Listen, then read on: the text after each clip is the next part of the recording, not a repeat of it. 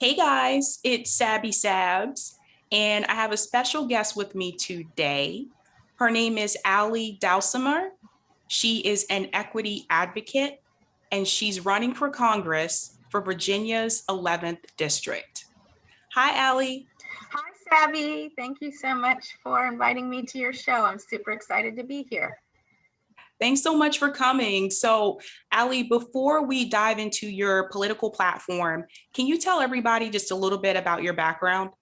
Yes, absolutely, absolutely. So, I grew up in a family of it's a very diverse, loving, dysfunctional family like so many other people. I grew up though with my parents being very socially and politically active, and always volunteering. And I started volunteering when I was in high school, church and the kids' school and church, sports teams and um, in the local community. And so that sense of giving back was always a part of who I was growing up.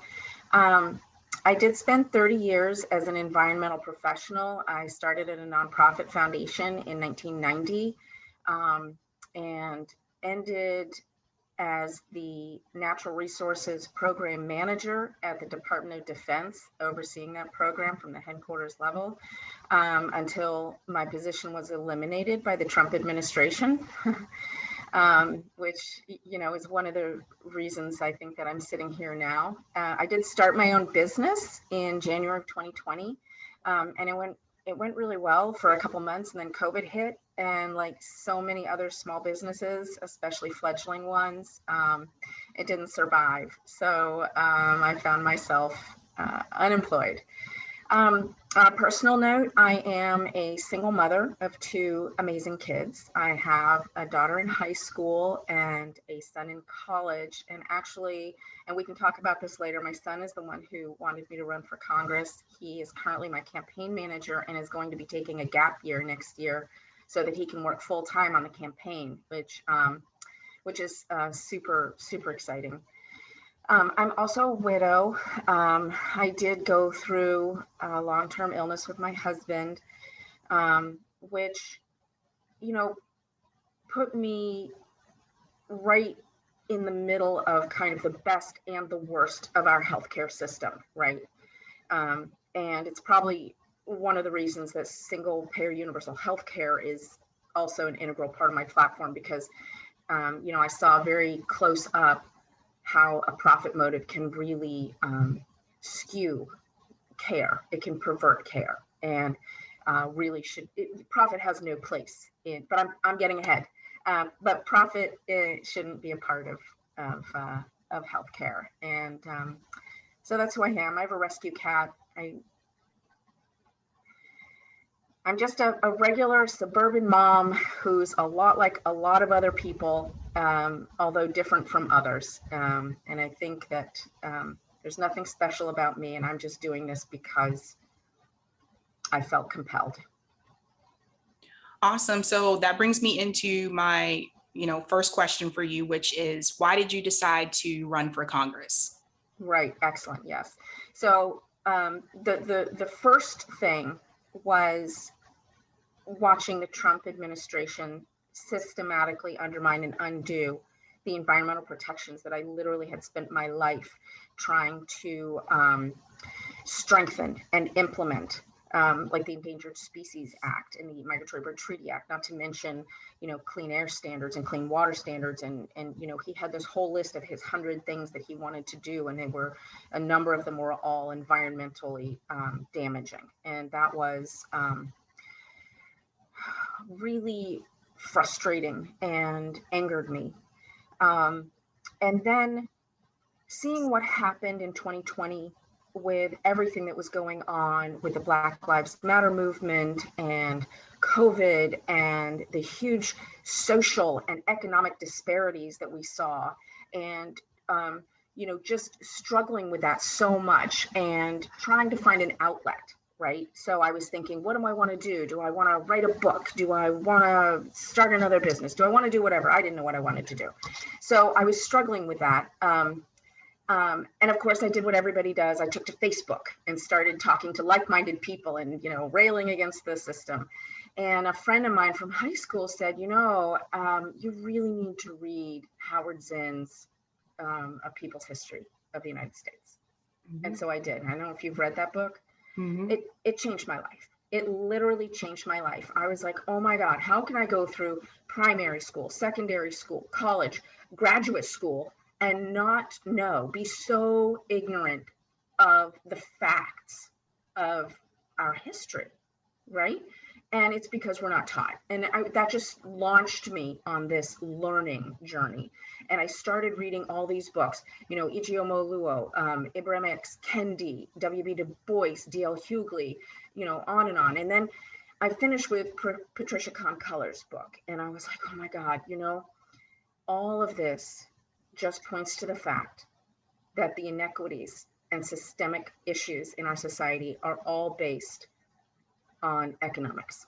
They're all based on economics. And I sort of knew that because of women, right? My mom grew up as a single mom making, 57 cents on the dollar at the time that her male counterparts made. And we struggled as a family unit.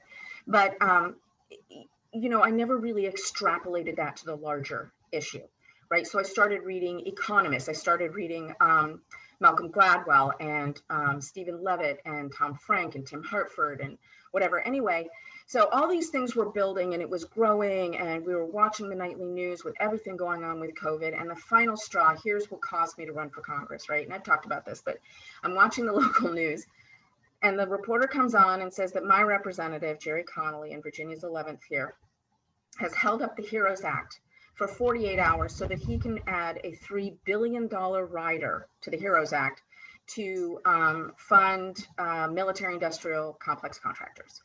And that money ended up going to, corporate headquarters and executive bonuses and whatever. And we found out later that, 75% of that money ended up being corporate pork. But in the moment, that same newscast had just shown people waiting in line because they'd lost their jobs, they'd lost their health care because their health care was tied to their jobs and all this. And I'm like, how can someone do this to people in this district and in this nation when people are suffering? How can you hold it up for a moment, let alone 2 whole days? And it was the final straw. And I looked at my son and he had said to me, my son was the one who actually got me to run. We were watching Knock Down the House. Do you know Knock Down the House with Nope. So, and he had said to me something that kind of stuck with me. And he said, if Cori Bush can do it, you can do it, right? Because Cori Bush faced such adversity. She'd been homeless. I'm sure you know her story. She'd been homeless. She'd been a single mom. I mean, she just faced such adversity. And he'd been encouraging me to run this whole time. And of course, I've been engaging in this learning journey. But watching that, I was like, I'm done. That's it. I'm in. And so that's kind of the long story of how I came to run. Awesome. So I know that you're really passionate about environmental issues. When you think about like Virginia, how would you say that climate change has impacted Virginia? Right. So that's a good question. Virginia has been hit in the same way that a lot of the parts of the country have been hit in terms of hotter summers, more extreme temperatures, more storms, coastal area surges and floods and whatever. And so there's a lot of things, but the impacts to the state, we have aquatic and terrestrial farming here, right? We've got oysters and crabs and we've got farmlands and whatever. And when you have altered precipitation, when you have altered temperature and sunlight cycles, and that can really, really impact your ability to productively farm. So there's impacts from that. And from a natural resources perspective, we have more pests, right? So we have more mosquitoes because and more wasps. We're not getting those hard freezes that kill those things, right? And that's important because, we talk about the web of life and everything being interconnected, because if you have more mosquitoes are a primary disease vector for Zika and N1H1 and arboviruses and stuff like that, right? So you have more disease vectors. And then you also have the fact you've got plant nutrient cycles where, you've got birds or bats or butterflies that are migrating through and they're expecting some flowering plant or whatever to be available as a food source or a shelter source. And those aren't there anymore. So you have huge impacts. And because Virginia has coastal areas, we have a lot of impacts from that. And then we've got the mountains where we've got a major flyway for hawks and other migrating birds. And so there's a lot of impacts that are similar to other states, although the ones that are specific to Virginia have to do with our flora and fauna. But what's really cool about Virginia is our state legislature is actually super progressive on the House side. And so we have, I don't know if you know Sam Rasool and Elizabeth Guzman, who have introduced the Virginia Green New Deal Act. Mm-hmm. But it's super cool. So the Virginia Green New Deal Act, for those who don't know, is this big plan to implement the Green New Deal resolution, right? Because you've got this big resolution that everybody signs and it says, we're going to do great things. But unless you're actually doing something, if you're actually creating something, then it's kind of all just talk. So the plan calls for job training and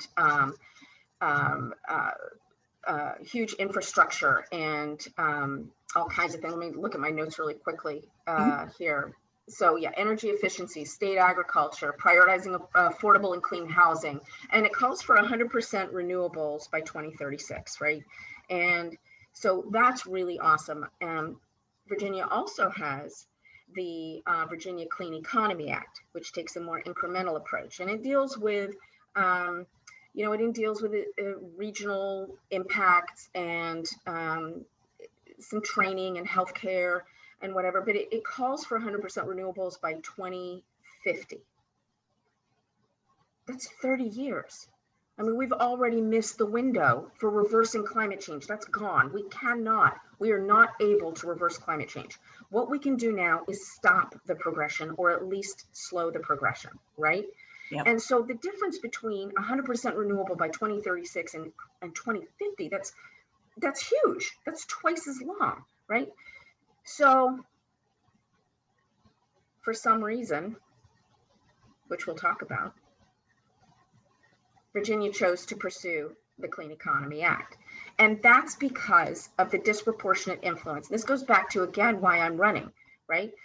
The disproportionate influence that industry groups have, right? So in Virginia, Dominion Energy has huge influence. They give a lot of money. So Dominion Energy is a public utility that is publicly subsidized and yet makes huge profits and gives corporate political donations. So wrap your brain around that. I don't know. I'm not sure how that works. But they've given money to my representative, but they give huge amounts of money to state legislators. For example, the chair of the Senate in the state is a guy named Dick Staslaw, who by the way was elected in 1980. That was 41 years ago. I'm just saying. Anyway, he's taken about $500,000 from Virginia Energy. And so the state keeps, the House side keeps putting up these great, incredible, like pro-environment things. And then they all die in the Senate side. And you end up coming out with, I think they passed a couple of the EV and some emission stuff, but they go for things like the Clean Economy Act, which is this, incremental half measure thing. And I'm, half is better than none, right? That's great. But it's not enough. We are really legitimately facing a climate crisis. And when you're looking at racial issues, economic issues, health issues, whatever, they are all tied to climate change. Everything is tied to climate change. It's an overarching, they talk about an existential threat. And I hate when they talk about existential threat because nobody knows what the heck an existential threat is. My daughter looked at me and she was like, what's an existential threat? It's like, oh, is that Jean-Paul Sartre or something? No, it's a threat to our existence. They should simply say climate change is life and death, and we need to treat it like that. It's an emergency.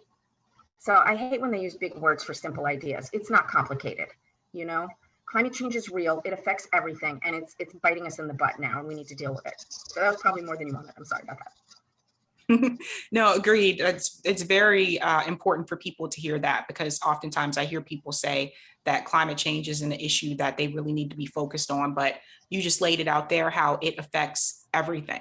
It's all connected. So I know one of the issues that you had on your platform was education reform. Living in Virginia, I do remember Hampton Road schools was a big issue.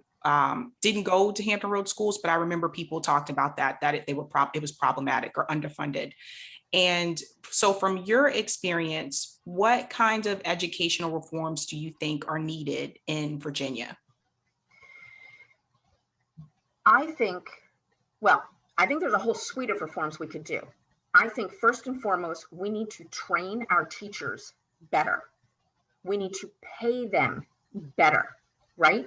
And we must decouple, because I don't even know how this came about. We must decouple funding schools based on residential taxes. Like, really? So the people who have the biggest, fanciest houses get the biggest, fanciest schools because they're paying the most taxes. So what you're saying is that the people who need the highest quality education, or most in need of a high quality education because they're disadvantaged in other areas, are the least likely to get it. It's the most stupid backward policy ever, right? It's like, well, I don't need to give another example. It just is. And so I think we need to absolutely not do that. We need to find another way. And there are plenty of other options, and we can talk about those, to fund the schools. So if you've looked at my platform, you know that for me, early childhood education and pre-K, universal pre-K, free pre-K is crucial, right? And that's because I know a lot of progressives talk about we must have free college. Great. College is irrelevant if you can't graduate high school. That's just the reality, right? Like right now, the single biggest predictor of whether a kid ends up in college or jail is their zip code between the ages of 3 and 8. That's so wrong. That's just on the face wrong. Because what you're doing is you're saying, if you're an economically disadvantaged kid, we are going to set you up for failure. And then we're going to pay for you to be in jail. It's like, well, why don't we use that money instead to set you up for success, right? So one of the things we could do currently, if you go to Head Start is for free and discounted preschool education if you're able to get into a program, if you have a program in your area. The average the average Head Start teacher is a high school graduate who earns between $17,000 and $20,000 a year. This is not a qualified educator.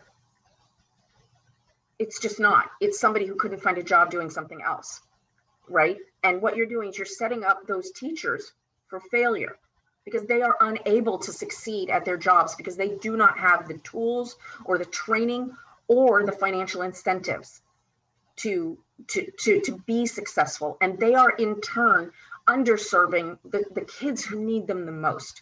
So we need high quality universal pre-K. We need to pay teachers. I personally think all teachers should have master's degrees. My son went to the public school here. He was he actually was invited to go to the magnet school, for the advanced, for the smart kids, whatever.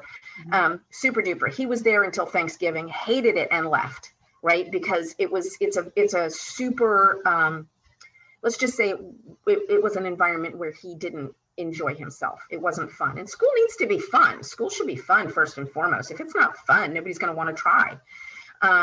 But the thing was, like, talking with those teachers all had master's degrees, and their plans and how they structured things was just so amazingly different from what you get in the public schools, where some kids are some teachers are they've got either lots of experience or they've had higher education, and some, don't. It's hit or miss, and it depends where you go to school and what you do. And that gets back to the equity issue we were talking about a minute ago. And I think that if everybody had a high quality pre-K experience, it really would, the rising tide would lift all ships and all of our kids would benefit, and we would end up 20 years from now with a very different looking population and workforce and criminal justice system, and everything would be different. Agreed. Yeah, I know a lot of people don't know this, but the reason why I'm in Massachusetts, And the reason why Massachusetts, or one of the reasons why we have the #1 public school system in the country, is because here, most of the teachers have master's degrees. And I know that to teach in Boston, you can get a teaching job with just a bachelor's, but most people don't. If you do, you have to get your master's within those first 5 years. It really does make a big difference. Yeah. And if I'm not mistaken, your teacher pay is also really good. Yep. So, and, it makes a difference because you need to train people to be qualified, and then you need to pay them as the qualified professionals that they are. Exactly. Now, I know another issue that's on your platform is a livable wage. Mm-hmm. So we all saw like the $15 minimum wage didn't pass in the Senate. Huge disappointment. But then I started thinking about this, like after talking to Lee as well, in Virginia, especially Northern Virginia, Yeah. I do remember it being quite expensive.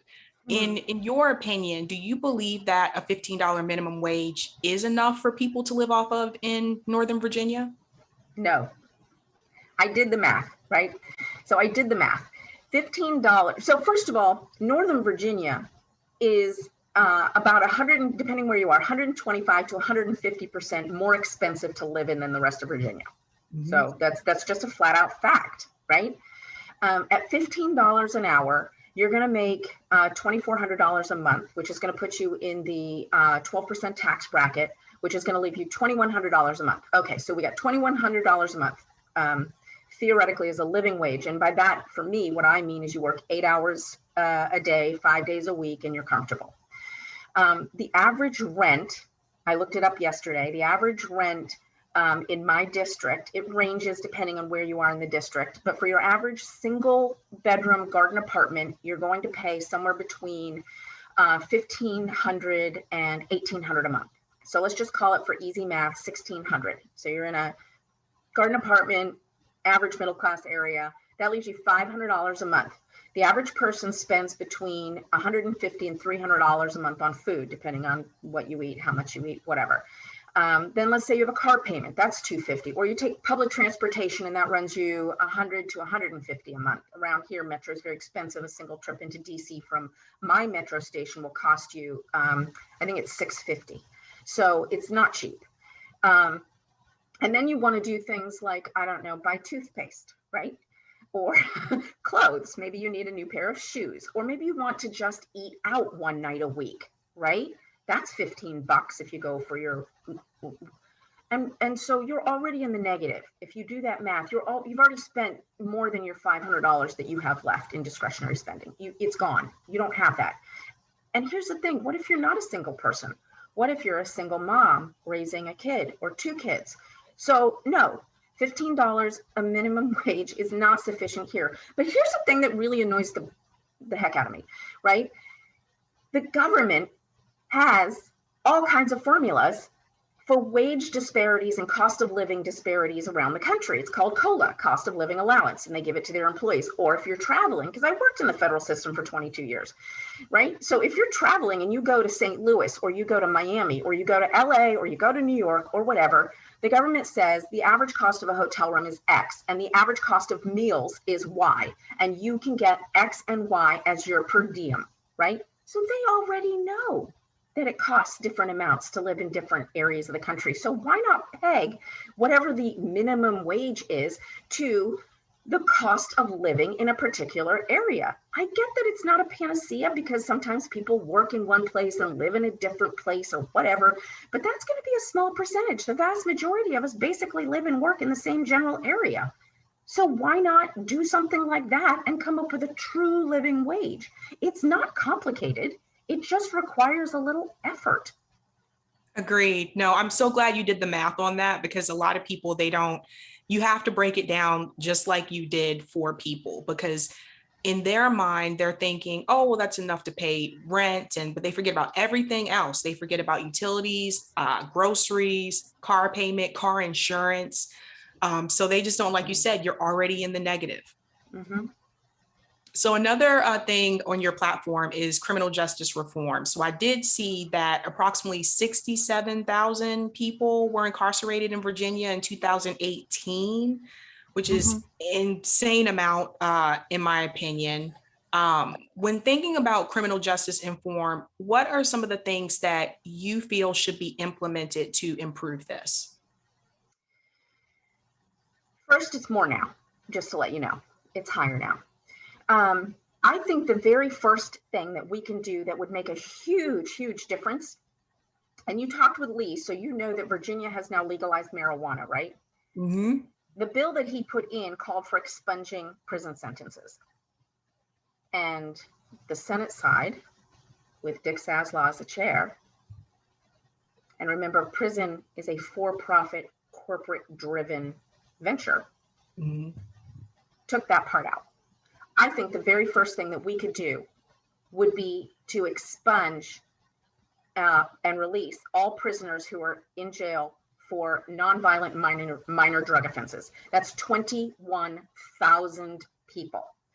Now, regardless of the fact that this is going to make a huge difference in their lives, in the lives of their families, in the lives of their children if they have them, it will allow them to become productive members of society, whatever. I differ from a lot of people because for me, it's all common sense, right? Like, it's not just the right thing to do, it's fiscally the right move, right? I looked it up. It costs $80 a day to keep a person in prison in Virginia. Now, if you're caught with a little bit of marijuana, you are automatically getting a $500 fine and 30 days in jail. Okay, so you're looking at 30 days in jail times, I actually did the math. You look at 30 days in jail times, where did I put that? Times $80 times 30 works out to $4.8 million. $4.8 million. Why, right? So you got $5 million there. I tried to find statistics for drug enforcement because frankly, we spend a lot more on drug enforcement even than incarceration. I couldn't find anything for Virginia, but across the US, every year we spend, taxpayers have to fund for marijuana enforcement only $20 billion, 20 billion with a B dollars. What if we put that money in education, in early Head Start programs, for example? My God, right? Because if you have kids who are engaged in school and who are set up for success, and then you're not going to criminalize them for recreational marijuana use, which frankly is less harmful than alcohol use, which is legal. You know, what could we do? We could do so much. And I think that that would be the very first minimal thing we can do. Thanks to Lee and other folks, Virginia has abolished the death penalty. That would have been my other thing. For me, I think murder is wrong. And if murder is wrong, then murder is wrong, right? It's like, it's kind of a common sense issue. And I think that that would be a first bold, significant move. Other things that can be done are going to require more work because they're more entrenched and they're more systemically locked in. So I think that if we could do that, that would start the floodgate and people would see that it actually makes sense not to have people in jail. Because here's the thing, right? We talked about this. Incarceration should be a public service. You should incarcerate people who are homicidal, who are rapists, who are violent, and who are a danger to society. They need to be incarcerated, right? There is no way that someone who has murdered children through whatever needs to be out in society with our children, for example. And rehabilitation is a whole nother thing that you know we can talk about. But they need to be there does need to be that. But what about all the other people? Mm-hmm. They don't need to be there, but they're there because there's a profit motive. Prisons make a profit based on the number of people they have incarcerated. And so it's just like healthcare. It's just like the environment. It's just like education. If you have a profit motive, it perverts incentives. It's just like our legislators, right? Our Congress people who get money from corporations, they are literally serving those corporate interests because they make their money, albeit not a technical personal profit, although there's some of that too. And it perverts incentives. So I think we need to abolish for-profit prisons. I think we need to release nonviolent drug offenders. And I think we need to take a hard look at who really needs to be in jail, because I think it's a small fraction of the people who actually are in jail.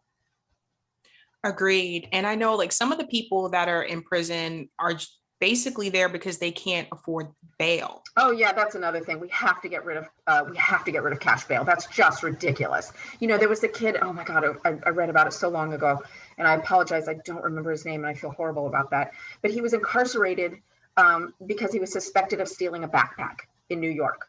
And he went to jail because he couldn't afford the however much it was bail. I don't remember. It was like $200. It wasn't much.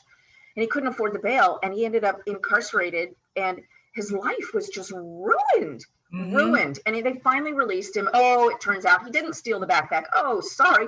He committed suicide. Yep.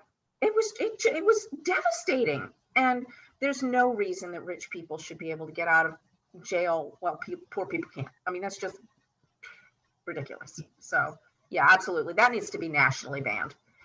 Yeah, I definitely agreed. All right, Allie, I have one more question for you. How can people support your campaign? Oh, thank you for asking that. We need all the help we can get. We are a fledgling campaign going up a long-term incumbent. Our biggest thing is name recognition. So go to our website, Ally for Congress, ALLYFOR Congress.com. And if you can volunteer, if you've got some time, please sign up to volunteer. We have all different levels of volunteers, so you can kind of pick your commitment. And if you can support us financially, if you've got $5, $50, if you're super wealthy, you can fork out the full $2,800. We're all for it. If you have $1 a month that you could share but make it recurring, that would actually help us a lot. $1 may not seem like a lot, but if you multiply that by 1,000 people, that's a lot of money. So please help if you can. Go to our Twitter, which is Ally for Congress with the number 4, ALLY, the number 4. So I've got like 1,100 followers now, 1,130 followers, and my opponent for his campaign website has like 3,000 followers, and I would like to have as many followers as he has by the time we're a year out from the election, because I think that would totally freak him out. He's already on the defense, right? He's already taking things that I've talked about and suddenly putting them out as priorities, even though in his 12 years, he's never mentioned it. He lashed out at my son for asking a question about how he can support holding Amazon accountable while taking money from their PAC, and made this comment about, I'm only 2 months into my term. Yeah, it's his 7th term. So he's already scared, and people, when they hear about our campaign, are really supportive. So we just need to get the word out. We need volunteers, we need money, we need your love and support. Awesome. All right, everyone. I'll be sure to put all of Allie's links in the description below. Allie, thanks so much for coming. Oh, Sabby, thank you for this opportunity, and thank you for reaching out. I've really enjoyed it, and I really appreciate the opportunity to reach your viewers. So thank you.